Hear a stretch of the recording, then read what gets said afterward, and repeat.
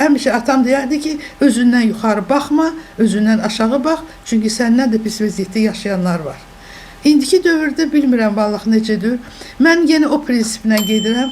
Mən məktəbdə 43 il işləmişəm. Onun 15 ilini direktor müavini, 19 ilini direktor işləmişəm. Çalışmışam ki, həmişə birinci şagirdin mənafeyini qoruyum. Valideyni məktəbdən narazı salmayım. Sonda müəllimdir. Çünki müəllim öz hərəkəti ilə, öz işi ilə özünü sübut eləməlidir. Müəllimin adı gələndə uşağın üzü gülürsə, demək o əsl müəllimdir ki, uşaq onu gözəl xatırlayır.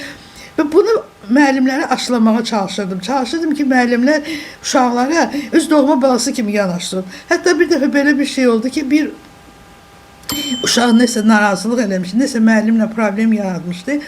Mən uşağı danladım. Uşaq qayıt dedi ki, ay müəllim, o müəllim öz uşaqlarını bir baxsın, gör nə vəziyyətdədir. Bu sözü eşitmək mənim üçün o çox bir ağırdır. İndi müəllim gərək nümunə olsun. Müəllim böyük şəxsiyyətdir. Müəllim nümunə olmalıdır ki, sabah şagirdlər